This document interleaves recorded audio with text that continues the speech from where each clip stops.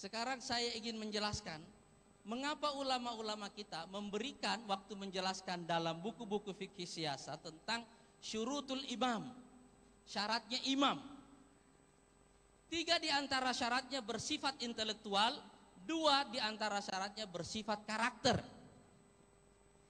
Adapun yang bersifat intelektual itu adalah al-ilmu wal ijtihadu wal hanaka atau wal hinka.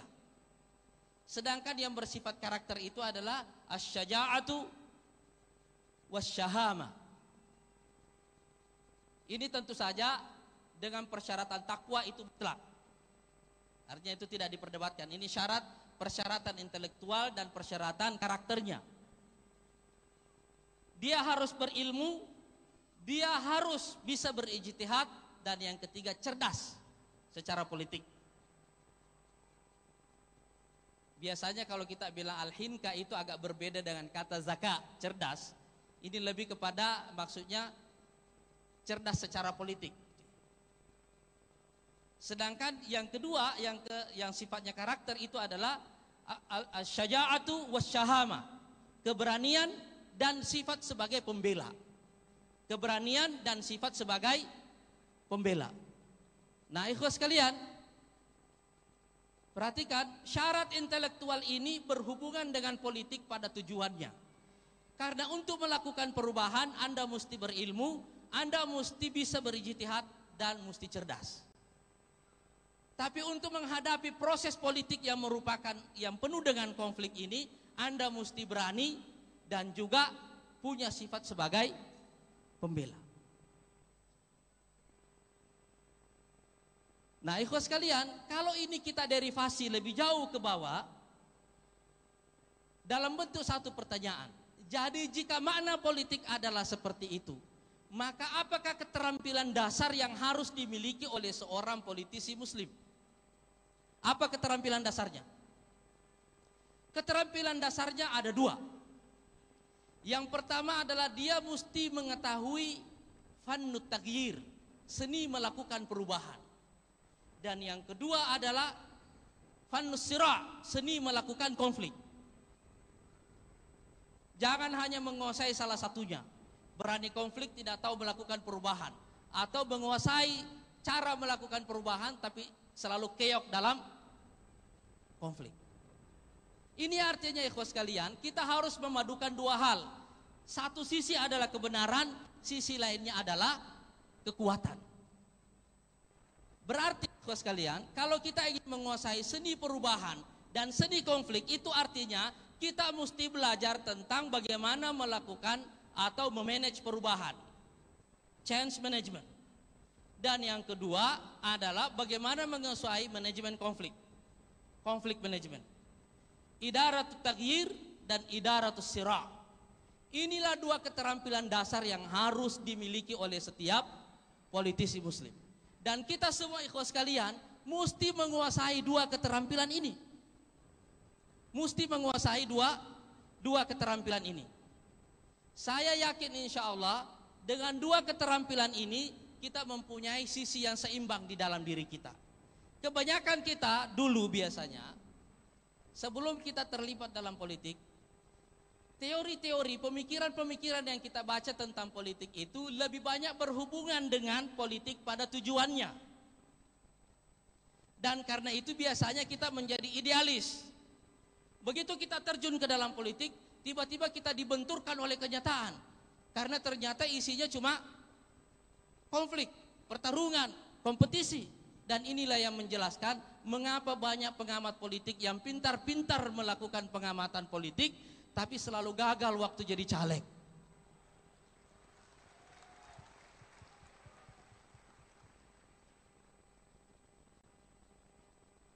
Karena dia hanya menguasai satu. Dia hanya menguasai manajemen perubahan, tapi dia tidak tahu manajemen konflik. Dia tidak tahu bagaimana caranya bertarung. Jadi ikhwas sekalian, kalau ini akan kita singkatkan, kita sederhanakan, maka seorang politisi muslim itu harus memiliki 2 kriteria. Alimun muharib, dia adalah alim, berilmu, dan pada waktu yang sama dia juga seorang petarung.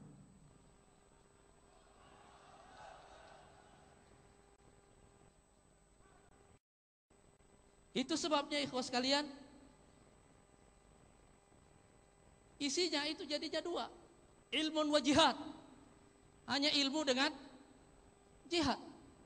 Dan yang kita inginkan kemudian adalah al-alimul mujahid, orang berilmu yang terus berjihad. Itu tipikalnya. Dan itu karakter yang harus kita miliki. Jangan hanya berilmu tapi tidak bisa bertarung, atau bisa bertarung tapi tidak punya ilmu. Kita mesti menggabungkan dua-duanya. Nah, ikhwas sekalian, sekarang kalau kita tarik ini ke bawah lagi, di tingkat implementasinya, lalu kita bertanya dengan demikian. Jika kita ingin menggabungkan antara ilmu dan jihad ini, ikhwas sekalian, kira-kira kita bisa membuat satu pengembangan baru, yaitu apa yang saya sebut dengan akhlaqiyatun nasr, karakter pemenang. Kalau antum punya ilmu tentang perubahan besar yang ingin kita capai, maka tuntutan pertamanya adalah bahwa itu harus menjadi obsesi di dalam diri kita. Semua ide yang tidak menjadi obsesi tidak akan berubah menjadi energi. Itulah yang membedakan mengapa banyak ilmuwan yang tidak bisa menciptakan perubahan apapun dalam sejarah. Karena ilmunya tidak berubah jadi energi, tidak berubah jadi obsesi, dan obsesinya tidak turun menjadi energi. Kalau antum ingin merubah ilmu itu menjadi energi, rubahlah ilmu itu menjadi obsesi. Kita ingin melakukan perubahan besar, dan karena itu kata perubahan besar itu mesti ada di kepala kita sebelum tidur dan waktu bangun tidur. Kita bawa ke dalam mimpi, terus menerus seperti itu. Kata para ilmuwan, mengapa mimpi itu terjadi? Itu tafsirnya ada banyak. Salah satu sebab orang mimpi katanya itu adalah perpanjangan pikiran sebelum tidur yang dibawa ke dalam tidur. Iya kan? Biasanya kenapa orang waktu remaja, waktu kita pacaran, kita mimpi orang yang kita cintai misalnya gitu kan? Karena kebanyakan kita ingat gitu kan? Tapi kalau yang masuk di dalam pikiran kita terus menerus adalah cita-cita besar itu, lalu berubah menjadi obsesi, insya Allah itu akan jadi mimpi di tidur. Kalau menang dalam pemilu 2004 dan masuk ke dalam mimpi antum semuanya di dalam tidur, insya Allah kita menang. Tapi harus dirubah dulu menjadi obsesi, supaya obsesi ini berubah menjadi energi. Dia punya daya dorong. Karena jarak antara pikiran dan tindakan, di tengah-tengahnya itu namanya tekad. Dan tekad itu, para psikologi menerjemahkannya, mengartikannya cuma satu. Tekad adalah energi. Dan tekad itu munculnya dari obsesi. Kalau obsesi ini terus-menerus ada di dalam diri kita, dia jadi energi. Itulah yang membuat kita susah tidur. Bukan karena kita tidak mau tidur, memang susah tidur karena terus-menerus ada dalam pikiran kita. Umar bin Khattab suatu waktu pernah ditanya tentang kapan kamu tidur. Dia bilang, bagaimana saya bisa tidur? Siang hari saya mengurus rakyat, malam hari ini urusan saya dengan Tuhan saya. Jadi kapan saya punya waktu tidur? Tidak ada, dia tidak punya waktu tidur. Itulah yang disifatkan oleh Allah Subhanahu wa taala di dalam Quran, tatajafa junubuhum 'anil madaji'. Lambung mereka tidak bersahabat dengan tempat tidur karena dihantui oleh obsesi-obsesi besarnya itu. Nah, yang kedua itu adalah kalau kita punya obsesi besar, kita juga mesti punya kesabaran yang besar. Dan sabar itu pada makna implementasinya setidak-tidaknya dalam 3 hal. Yang pertama, sabar memikul beban. Yang kedua, sabar melawan musuh. Yang ketiga, sabar dalam bencana. Tapi kita ambil yang kedua. Yang 2 poin yang pertama, sabar memikul beban. Sekarang ikhwas sekalian, antum semuanya setiap hari pasti dapat perintah dari ketua DPW, iya kan? Nanti ada perintah dari DPP, ada perintah dari kaderisasi, tiap hari terima perintah. Itu beban atau tidak? Hah? Beban atau tidak? Terus menerus saja beban. Nah hidup kita ini beban aja kerjanya memang. Dan kita ini ikhwas sekalian hanya menjadi pemimpin karena kita memikul beban lebih banyak dari orang lain. Kalau kita memikul beban yang biasa-biasa saja, terus bedanya kita dengan orang lain apa? Ya nggak ada. Itulah sebabnya Rasulullah SAW mengatakan, an-nasu kaibilimiyah. Manusia itu seperti 100 ekor unta. La takadu tajidu minhum rahila. Hampir-hampir kamu tidak temukan di antara 100 ekor unta itu ada 1 ekor unta yang bisa memikul beban dalam waktu yang lama. Itu juga sebabnya karena para pemikul beban itu hanya sedikit, maka para pencipta peristiwa-peristiwa besar dalam sejarah jumlahnya selalu sedikit. Dan karena mereka itu sedikit, maka yang masuk surga juga selalu sedikit. Apalagi di akhir zaman. Itu sebabnya di antara doa-doa Abu Bakar As-Siddiq adalah Allahumma ja'alni minal qalil. Ya Allah, jadikanlah aku di antara yang sedikit itu. Dan kalau kita sedikit, itu artinya apa? Artinya apa kalau kita sedikit? Artinya kita berbeda dengan mayoritas. Dan apa Anda tahu Al-Quran tentang mayoritas manusia itu? Wa in tuti aktsara man fil ard yudilluka an sabilillah. Kalau kamu mengikuti keinginan orang banyak itu, mereka akan menyesat kamu dari jalan Allah Subhanahu wa taala. Artinya di dalam sejarah sudah tabiat mayoritas itu untuk menjadi follower. Dan sudah merupakan tabiat orang-orang yang sedikit itu untuk selalu menjadi leader.